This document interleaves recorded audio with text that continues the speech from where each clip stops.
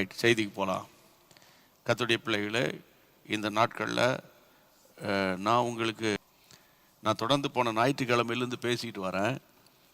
அதாவது உபாகமம் 1 அதிகாரம் 17 வசனத்தின் கீழே நான் வாசிக்கிறோம், கடினமானவைகளை என்னிடத்தில் கொண்டு வாருங்கள் அப்படின்னு மோசே தம்முடைய ஜனங்களுக்கு சொன்னதை அடிப்படையில் கடுமையான காரியங்கள், கடினமான காரியங்களை குறித்து போன ஞாயிற்றுக்கிழமையிலிருந்து ஆவியானவர் நம்மோடு பேசிக்கிட்டே வராரு.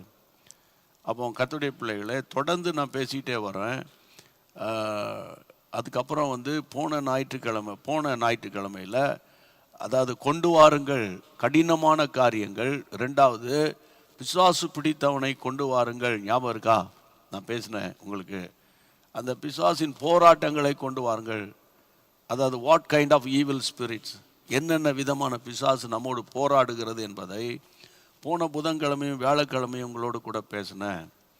இந்த வாரமும் கர்த்தருடைய பிள்ளைகளே நான் தொடர்ந்து அந்த சாப்டரை முடிக்கணுங்கிற ஒரு உள்ளான மனிதனில் ஒரு ஏவுதல். வாசிங்க கர்த்தருடைய பிள்ளைகளே, ஏசாயா தீர்க்கதரிசியின் புத்தகம், அந்த புக் ஆஃப் ஐசையா சாப்டர் 19 19 அதிகாரம், சாப்டர் 19 19 14 வசனம்.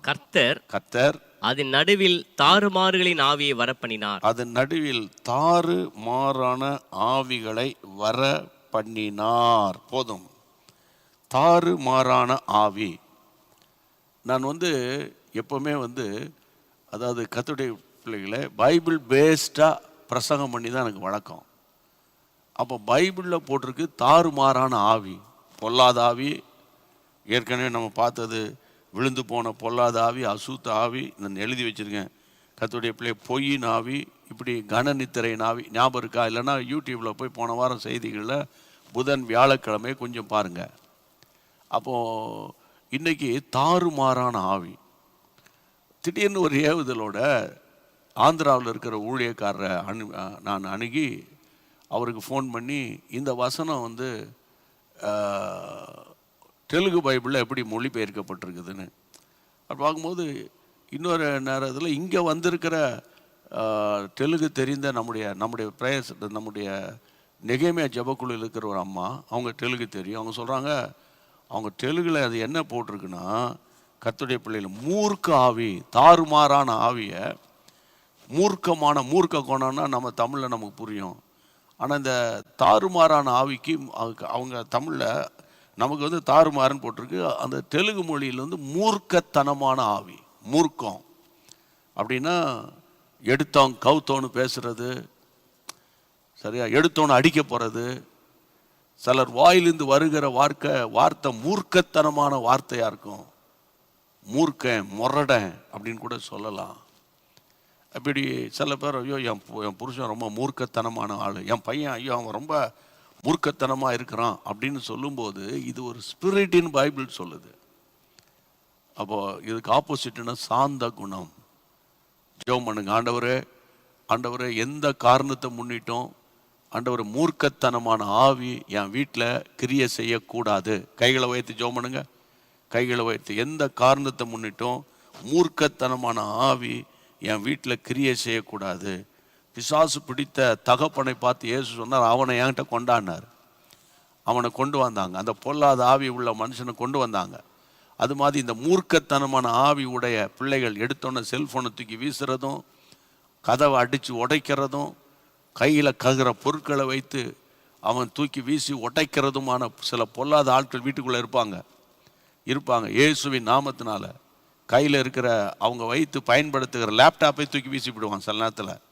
அந்த பயங்கரமான ஆவி அவனுக்குள்ள அவனுடைய குறைகளை சொல்லும்போது, பெற்றோர்கள் சொல்லும்போது, மனைவி சொல்லும்போது எரிச்சல் அடைந்து இப்படி செய்வாங்க. அது மூர்க்கத்தனமான ஆவி. ஆண்டவரே, இப்படிப்பட்ட ஆவியை இயேசுவின் நாமத்தினால முறியடித்து நாங்கள் ஜெபிக்கிறோம். இந்த ஜெபத்தை கேட்டதுக்காக உமக்கு ஸ்தோத்திரம், ஸ்தோத்திரம், ஸ்தோத்திரம், ஸ்தோத்திரம். ஸ்தோத்திரம் பண்ணி பாடுங்க பார்ப்போம். ஆமென்.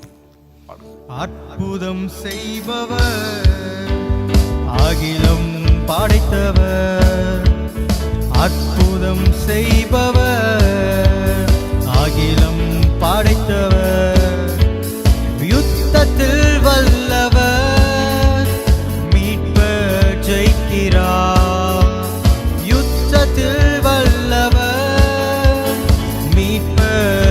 இருக்கிறார். ஜெயம் கொடுக்கும் தேவனுக்கு கோடி கோடி ஸ்தோத்திரம். வாழ்வளிக்கும் இயேசு ராஜாவுக்கு வாழ்நாளெல்லாம் ஸ்தோத்திரம். நமக்கு ஜெயம் கொடுக்கும் தேவனுக்கு கோடி கோடி ஸ்தோத்திரம். வாழ்வளிக்கும் இயேசு ராஜாவுக்கு வாழ்நாளெல்லாம் ஸ்தோத்திரம். நேரம் விட்டு என்றாலும் இன்னைக்கு ஜெபத்தை முடிக்கிறேன். சரியா? வருத்தப்படாதீங்க, கோவப்படாதீங்க. இப்போ தான் அந்த கோபாவை பற்றி பேசிகிட்டு இருக்கிறோம். புரியுதா உங்களுக்கு? அதனால் ஒருவேளை அதிசயம் நீங்கள் மாட்டிருங்கன்னு விசிட் அவர் YouTube channel Jesus meets ministry. டக்குன்னு யூடியூப்பில் போய் நீங்கள் ஜீசஸ் மீட்ஸ் மினிஸ்ட்ரின்னு நீங்கள் டைப் பண்ணிக்கிட்டே இருங்க, டக்குன்னு அந்த சேனல் ஓப்பன் ஆயிரும். Praise God. அடுத்தது வாசிக்கணும். மார்க் எழுதின சுவிசேஷம் 9ஆம் அதிகாரத்துக்கு வேதத்தை திருப்புங்க. Mark chapter 9. மார்க் சாப்டர் 9ல் நீங்கள் வாசிக்க வேண்டிய வசனம் 17ஆம் வசனம். அப்பொழுது ஜனக்கூட்டத்தில் ஒருவன் அவரை நோக்கி, போதகரே, உமையான ஒரு ஆவி பிடித்த என் மகனை உம்மிடத்தில் கொண்டு வந்தேன். அது அவனை எங்கே பிடித்தாலும் அங்கே அவனை அலைக்கழிக்கிறது. அப்பொழுது அவன் நுரை தள்ளி பல்லை கடித்து சோர்ந்து போகிறான். நல்லா கவனிக்கணும். பல்லை கடித்து சோர்ந்து போகிறான். அதை துரத்தும்படி உம்முடைய சீஷரிடத்தில் கேட்டேன், அவர்களால் கூடாமல் போயிற்று என்றார். நல்ல கவனி. இந்த ஆவி என்ன ஆவினா 17ஆம் வசனத்தில் வசனம் சொல்லு, போதகரே, ஊமையான ஒரு ஆவி பிடித்த என் மகனை உம்மிடத்தில் கொண்டு வந்தேன். ஊமையான ஒரு ஆவி பைபிளில் போட்டிருக்கு. அந்த வசனத்தை படிங்க இன்னொரு முறை. அந்த வசனத்தில் போட்டிருக்கு, கர்த்தருடைய பிள்ளைகளை, டம் ஸ்பிரிட்டு. அதை டெஃப் அண்ட் டம்னு சொல்லுவாங்க. ஆனால் பைபிளே சொல்லுது, அதாவது கர்த்தருடைய பிள்ளைகளை பொதுவாக இயற்கையாக சில சரீர குறைபாடுகள் நிமித்தம் வருகிற வாய் பேச முடியாதது வேற. வாய் பேச முடியாது, அது இயற்கையாக சிலர் பிறக்கும் போதே சில பிள்ளைகள் வாய் பேச முடியாது, அது வேற. ஆனால் அது சரீரத்தில் ஏற்படுகிற பலவீனம், கஷ்டம். ஆனால் இங்கே ஆண்டவருடைய வசனத்தில் பைபிளில் படிக்கிறோம், ஊமையான ஆவி. அதில் சொல்லப்பட்டிருக்கு பாருங்க, போதகரே, ஊமையான ஆவி பிடித்த என் மகன். அப்போ ஊமைன்னா பேச முடியாது, பேச திறன் இழந்து போகும்படி பிசாசு வாயை கட்டி வச்சிருக்கான்னு அர்த்தம். சில நேரங்களில் சிலர் என்ன சொன்னாலும் ஆன்சர் பண்ண மாட்டாங்க, அமைதியாக உட்காந்துருப்பாங்க. நம்ம நினைப்போம் அவன் ஏதோ தியானத்தில் இருக்கிறான், அல்லது அவன் மனநிலைமை பாதிக்கப்பட்டிருக்கு போல, அவனால் நீங்கள் சொல்கிறதில் அவனை அண்டர்ஸ்டாண்ட் பண்ண முடியல போல அப்படின்னு நீங்கள் நினைப்பீங்க. அது ஒரு ஸ்பிரிட்டுன்னு பைபிள் சொல்லுது. ஆமாம், கர்த்தருடைய இப்போ எஸ் ஆர் நோ சொல்கிறது கிடையாது. எதுக்கு ஏன் என்ன பாருங்கள், ஒரு இடத்துல ஒருத்தர் கடன் வாங்கிட்டார். அப்போது அவங்க ஒய்ஃப் அவங்க வீட்டுக்கு நான் போயிருந்த போது என்னை அழைத்து, என் புருஷன்கிட்ட நீங்களே விசாரணை பண்ணுங்கள், கடன் வாங்கினதுக்கு சரியான ஆன்சர் நான் கேட்டதுக்கு வரல, நீங்கள் கேட்ட பாருங்க அப்படின்னு. நான் கேட்டதுக்கு ஆன்சர் வரல, அமைதியாக இருக்கிறான். அந்த மொழி மட்டும் கள்ள மொழியாக இருக்குது, அமைதியாக இருக்கிறான். அவன் தானே கடன் வாங்கினான். ஏன் கடன் வாங்கினா, எதுக்காக குடும்பத்தில் இப்படி அனாவசியமான கடன் அப்படின்னு மனைவி விசாரிக்கும்போது அவனுக்கு பதில் இல்லைன்னா, பதில் வரக்கூடாதபடி, பேசக்கூடாதபடி பிசாசு அவன் வாயை கட்டி வச்சிருக்குது. கர்த்தருடைய பிள்ளைகளை, இன்னைக்கு நம்ம பாரத்தோடு நம்ம ஜெபிக்க போகிறோம்.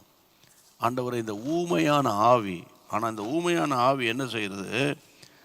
அலைகழிக்கிறது. ஊமையான ஆவி அடுத்த வசனத்தில் பார்க்குறோம். கர்த்தருடைய பிள்ளைகளை 18 பாருங்க. 18 சொல்லு, அது அலைகழிக்கிறது. அது எங்கே பிடிக்குதோ, திடீர்னு பிடிச்சோன்னா அலைகழிக்கும். ரெண்டாவது நுரை தள்ளும், பல்ல கடிக்கும், சோர்ந்து போயிடுறான், ரொம்ப கஷ்டமாக இருக்குதுன்னு அப்பா ஃபீல் பண்ணி கூட்டிகிட்டு வராரு. அப்போ இந்த நாட்களில் இந்த மாதிரி இந்த ஊமையான ஆவி எங்கள் வீட்டை விட்டு போகணும். ஆமாம், ஒருத்தர் மனம் திறந்து பேசணும். சில பேர் எங்கே போயிட்டு வரேன்னு சொல்ல மாட்டான், போகும்போதும் பேச மாட்டான், வரும்போதும் பேச மாட்டான். புரியுதா? செல்ஃபோனில் மாத்திரம் எங்கேயாவது பேசிட்டு கிடப்பாங்க. இப்போ இந்த மாதிரி ஆவிகளை துரத்தி ஜெபம் பண்ணுவோம். இயேசுவின் நாமத்தினால ஊமையான ஆவியே என் வீட்டுக்குள்ள யார் யாருக்குள்ள அது இருக்கோ, ஒருவேளை நீங்க இதை கேட்குற உங்களுக்குள்ள கூட அந்த ஸ்பிரிட் கிரியை செய்யலாம், நமக்கு தெரியாது பாருங்க. அதனால ஒப்பு கொடுத்து ஜெபம் பண்ணுவோம். மனம் திறந்து பேசக்கூடிய கணவன் மனைவி மனம் திறந்து பேசணும், பிள்ளைகள் பெற்றோர் மனம் திறந்து பேசணும். ஆண்டவரே, அண்ணன் தம்பி அக்கா தங்கச்சி மனம் திறந்து பேசணும்.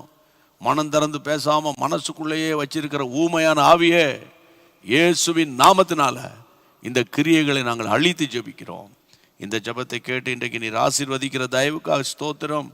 இந்த மிஷினரிகளுக்காக ஜெபித்த ஜெபங்கள் ஆண்டவரே, அதுக்கு முன்பாக மழைக்காக ஜெபித்த ஜெபங்கள் ஆண்டவரே, எங்கு பார்த்தாலும் அருவாள் வெட்டு கொலை போன்ற சம்பவங்கள் அடுத்தடுத்து தமிழகத்தில் நடக்கிற காரியங்களுக்காக ஜெபித்த ஜெபங்கள் எல்லாவற்றுக்கும் கர்த்தர் பதில் கொடுத்து ஒரு புதிய சூழ்நிலைக்குள்ளே எங்கள் தமிழ்நாட்டை கொண்டு வரப்போகிறீர், எங்கள் ஊழியங்களை கொண்டு வரப்போகிறீர், எங்கள் குடும்பங்களை கொண்டு வரப்போகிறீர், எங்களுடைய மிஷினரி மூவ்மெண்ட்ஸ் எல்லாம் கொண்டு வரப்போகிறீர்.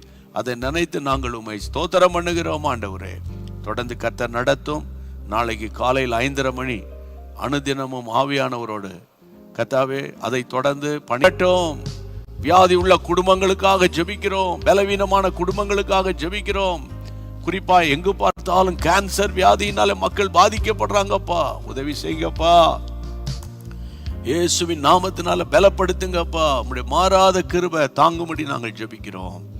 ஆண்டவரே, ஃபீஸ் கட்ட வழி இல்லாத பிள்ளைகளுக்காக நாங்கள் ஜெபிக்கிறோம். கர்த்தர் உதவி செய்யும், உதவி செய்யும், உதவி செய்யும். ஆண்டவரே, செமஸ்டர் எக்ஸாமுக்காக ஆயத்தப்படுகிற பிள்ளைகளுக்காக ஜெபிக்கிறோம்.